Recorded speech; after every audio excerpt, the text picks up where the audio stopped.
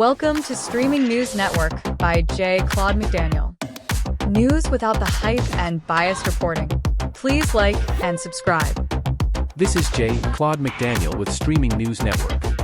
A Florida social media influencer and adaptive athlete has won her fight against a distracted driving citation after a traffic stop that drew national attention online. Katie, who shares content under the name Slightly Off Balance on TikTok and Instagram, was pulled over in Lake Worth Beach, Florida, on February 11 and cited for allegedly using a handheld wireless device while driving.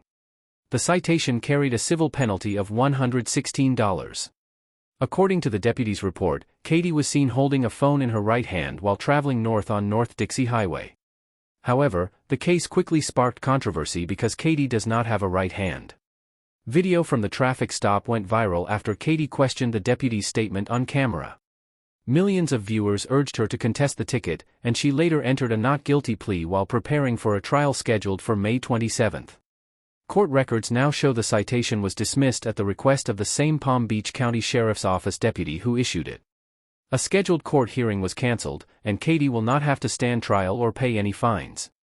The story generated an estimated 170 million views across social media platforms, turning a routine traffic stop into a widely discussed example of why accuracy matters in law enforcement reporting. This is Streaming News Network. A former Michigan police officer has been sentenced after being convicted in one of several excessive force cases tied to traffic stops. 40-year-old Matthew Furman, a former officer with the Melvindale Police Department, received 3 years of probation, including 6 months in the Wayne County Jail, after a jury found him guilty of misconduct in office. He was also sentenced to 2 years of probation, with 60 days in jail, for assault and battery stemming from the same incident. Prosecutors said the case involved a July 2024 traffic stop in which Furman ordered a driver from his vehicle and then deployed a taser, striking the man in the back after he had complied with commands. Authorities also alleged Furman used unnecessary force after the man was on the ground and later grabbed him during a confrontation while medical personnel were present. Furman was acquitted of a more serious felonious assault charge but, because of the conviction, can no longer serve as a certified police officer in Michigan. In a separate case, Furman received 1 year of probation after pleading no contest to assault and battery for kicking a suspect during an arrest following a police pursuit in 2021. He was found not guilty in a third excessive force case involving a woman during a traffic stop in 2024.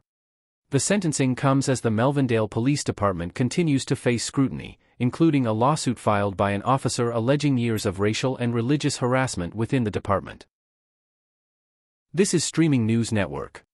The House Judiciary Committee has released a new memorandum alleging that federal funds distributed during the Biden administration were used, directly and indirectly, to support organizations involved in anti-Israel activism and groups with alleged links to terrorist organizations.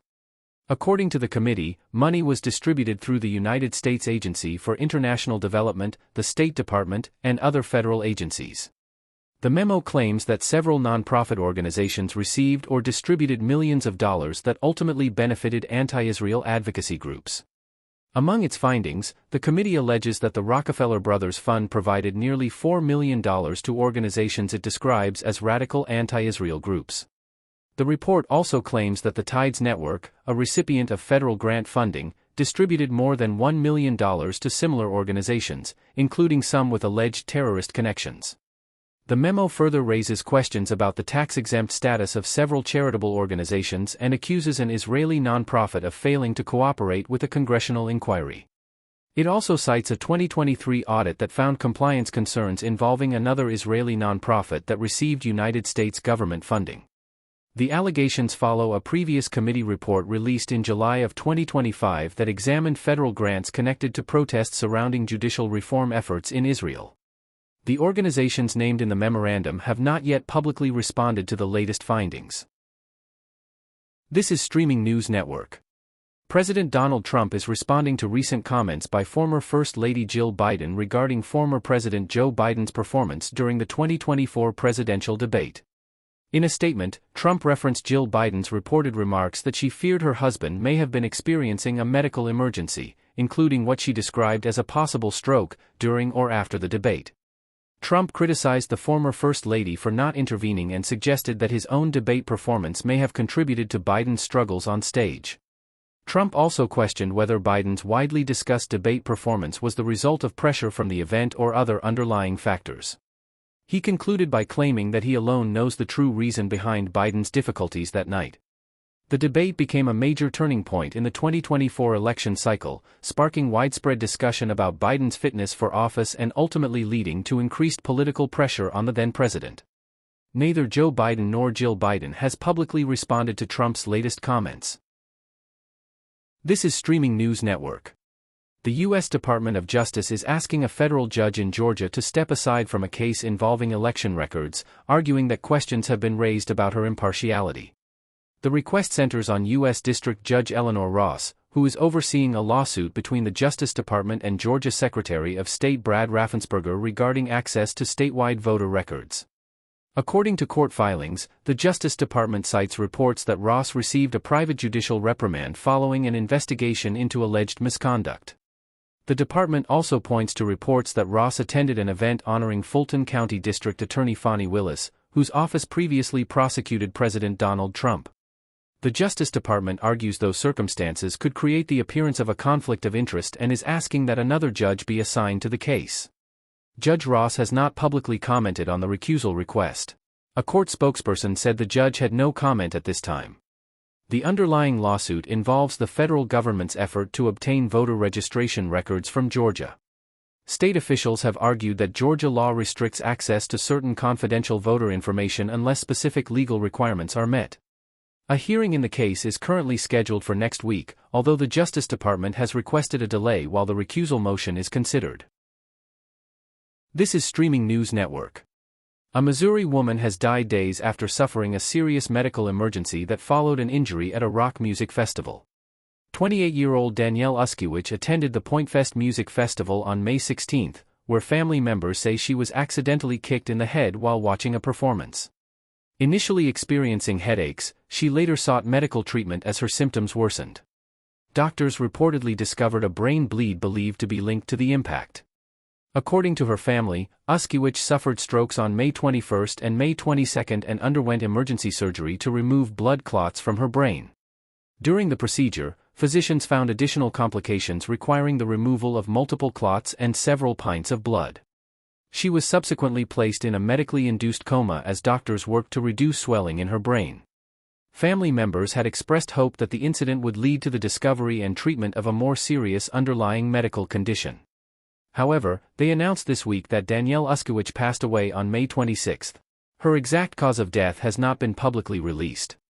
Uskiewicz worked as a secretary at Hardin Middle School and is being remembered by family and friends for her kindness and dedication to others. This is Streaming News Network. California voters may be surprised to see the name Barack Obama on the ballot in this year's gubernatorial primary, but it is not the former president. Barack Denzel Obama Shaw, who legally changed his name in 2013, is among more than 60 candidates seeking to become California's next governor. Shaw says his name change was inspired by both former President Barack Obama and actor Denzel Washington, whom he admired growing up. A former member of the U.S. Army Reserve, Shaw says he entered politics after becoming frustrated with issues facing his community and deciding to become involved rather than simply complain. He first ran for mayor of Alameda in 2022, finishing third and gaining confidence in his ability to communicate with voters. Now seeking the governor's office, Shaw has centered his campaign on reducing homelessness, expanding housing opportunities, and increasing state revenue. He says transparency and honest communication would be key priorities if elected. While Shaw credits former President Obama as a major influence in his life and decision to join the military, he says he is willing to work with political leaders of all parties, including President Donald Trump, in order to achieve results for Californians. California's gubernatorial primary is scheduled for June 2. Under the state's election system, the top two vote-getters will advance to the general election in November. This is Streaming News Network. Residents of Hawaii's Big Island are searching for answers after the deaths of three elderly men shocked a close-knit community known for its off-grid lifestyle and rural isolation. Authorities have arrested 36-year-old Jacob Baker in connection with the case. He remains in custody on suspicion of murder, burglary, and other offenses, although formal charges had not been filed as of the latest reports. Investigators say Baker is suspected in the deaths of three men, all either nearing or in their 70s. One victim, 69-year-old Robert Shine, was found partially submerged in a cement pond. A second victim, believed by friends to be 79-year-old Chit Morse, was discovered just a few hundred feet away. A third victim, 69-year-old John Cars, was found approximately 19 miles from the first two crime scenes. According to police, investigators have not identified any direct connection among the victims, other than the fact that two lived near each other. Court records indicate Baker has had multiple previous encounters with law enforcement. Some local residents have reported growing concerns about his behavior in recent days, describing it as increasingly troubling. The investigation remains active as authorities work to determine a possible motive and whether the three deaths are linked beyond the suspect now in custody.